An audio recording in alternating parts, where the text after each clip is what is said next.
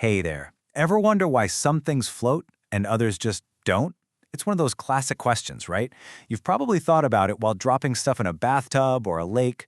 Well, in this explainer, we're going to get to the bottom of it. And I promise, the physics behind it is way simpler than you think. I mean, just think about it for a second. You see this huge, heavy log just bobbing on the water, no problem. And then you toss in a tiny little pebble, and it drops straight to the bottom. How does that make any sense? Well, the secret isn't just about weight or size. Nope, it's something much, much more interesting. And to really get a handle on it, let's start with an analogy we can all relate to. Let's forget physics for a moment and just imagine you're trying to pack a suitcase. Okay, so if you're going on a long trip, you've got a mountain of clothes, right? You have to really cram them in, pack them tight to get that zipper closed. But if you're just packing for a weekend, you might toss in a few things with lots of empty space left over. That first suitcase, the one that's jam-packed, well, in science, we would say that suitcase is denser. And that's the exact same principle for everything around us. So that suitcase analogy brings us right to the heart of this whole thing, a scientific concept called density. So let's break down what that actually means.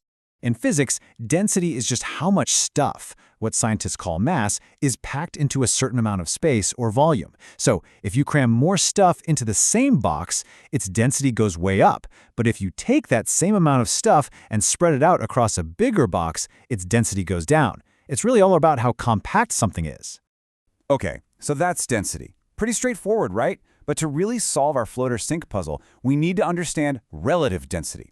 So what exactly does that little word relative add to the picture?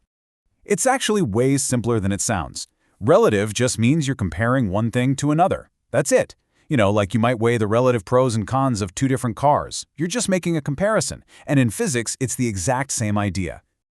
All right, so now we have our two key ingredients. We know what density is, and we know what relative means.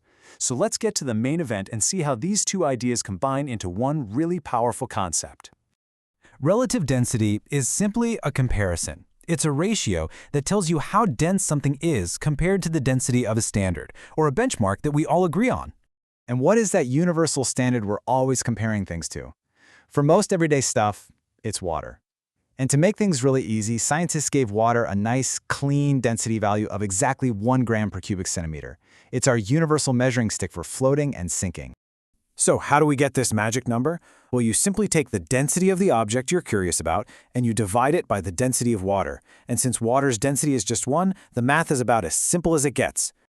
So why do we even do this simple calculation? I mean, what does that single number actually tell us? Well, this is the real-world payoff. This is where we finally get our answer to that age-old question.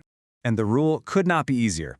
If that final number, the relative density, is less than 1, the object is less dense than water, and it will float. If that number is greater than 1, the object is denser than water, and it's going to sink. That's it.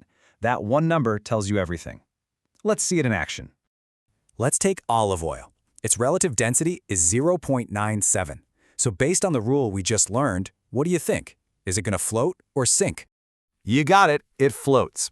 Since 0.97 is less than 1, that means olive oil is officially less dense than water, which is exactly why it forms that nice layer on top of your salad dressing. All right, how about another one? Honey. Its relative density is 1.45. You know the rule. What happens now? It sinks straight to the bottom. Because 1.45 is greater than 1, honey is denser than water. See? This simple number perfectly predicts what's going to happen every single time. So we've pretty much got the main concept down pat. But before we wrap up, there are just a few final but pretty important details about relative density that are good to know. First, you'll often hear relative density called by another name, specific gravity.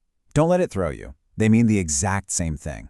Second, as we've said, it's a ratio, a pure comparison. And that leads to a really interesting third point. It has no units. And that might seem a little strange, right?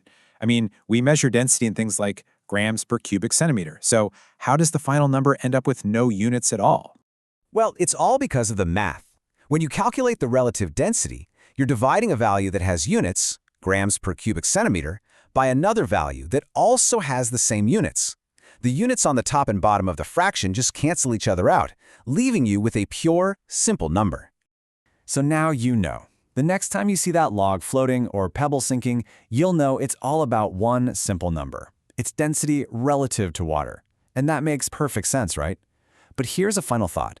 Any idea why it's also called specific gravity? What does gravity have to do with any of this?